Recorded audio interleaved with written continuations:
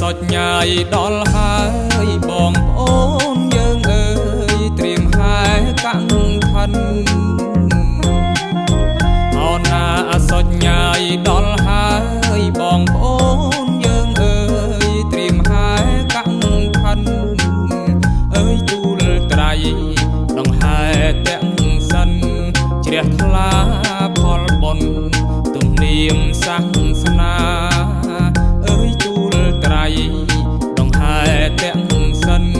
ជ្រះថ្លាផលបុណ្យទំនៀមសាសនាប្រជាកោះកោសាទរក្រៃលែងកឋិនព្រៃវែងក្រោយចេញវោសាប្រជាកោះកោសាទរក្រៃលែងកឋិនព្រៃវែងក្រោយចេញវោសាអើយព្រះសង្ឃលោកទ្រង់ទេសនាអានិសង្ឃថ្លៃថ្លាក្នុងបុណ្យកឋិនអើយព្រះសង្ឃលោកទ្រង់ទេសនាអានិសង្ឃថ្លៃថ្លាក្នុងបុណ្យកឋិនកឋិនមានត្រៃតូចធំមូលមីបាំងខ្លោះសំភីជួបជុំធ្វើបុណ្យកឋិនមានត្រៃតូចធំមូលមីបាំងខ្លោះសំភីជួបជុំធ្វើបុណ្យអារាមព្រៃវែងជាថ្នាលស្រែបុណ្យពុកម៉ែកកុញបំពេញសត្វធីអារាមព្រៃវែងជាថ្នាលស្រែបុណ្យពុកម៉ែកកុញបំពេញសត្វធីអានិសង្ឃផលមានដល់ព្រះសង្ឃបានរៀនចាត់ចង់តម្រង់វិជ្ជាអានិសង្ឃផលមានដល់ព្រះសង្ឃបានរៀនចាត់ចង់តម្រង់វិជ្ជា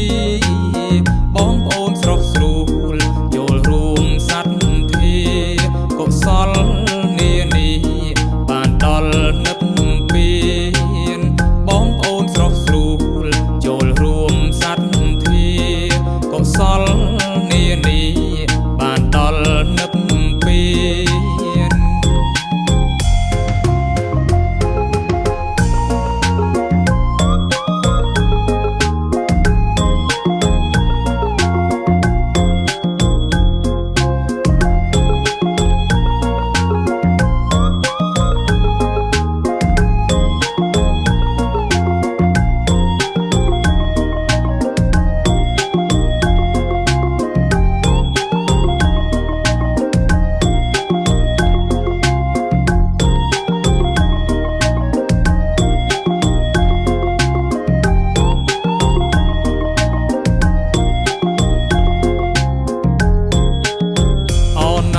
សុចញ៉ាយដល់ហើ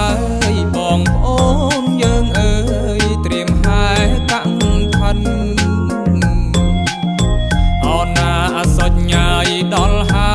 យបងប្អូនយើងអើយត្រៀមហែកាន់ឋាន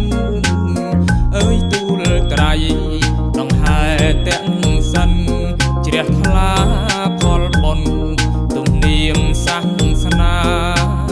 អើយទូលត្រៃដងហែទាំងសិនជ្រះថ្លាផលបុណ្យទំនៀមសាសនាប្រជាកោះកោសាទរក្រៃលែងកឋិនព្រៃវែងក្រោយចេញវោសាប្រជាកោះកោសាទរក្រៃលែងកឋិនព្រៃវែងក្រោយចេញវោសាអើយព្រះសង្ឃលោកទ្រង់ទេសនាអានិសង្ឃថ្លៃថ្លាក្នុងបុណ្យកឋិនអើយព្រះសង្ឃលោកទ្រង់ទេសនាអានិសង្ឃថ្លៃថ្លាក្នុងបុណ្យកឋិន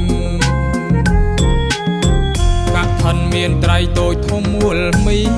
បាំងខ្លោះសំភីជួបជុំធ្វើបុណ្យកឋិនមានត្រៃតូច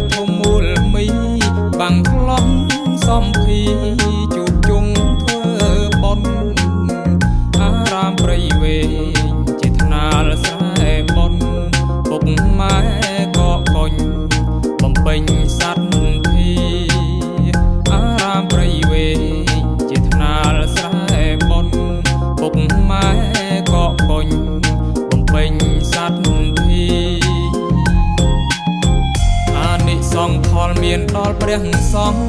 បានរៀនចាត់ចង់តម្រង់វិជ្ជាអានិសង្ឃផលមានដល់ព្រះសង្ឃបាន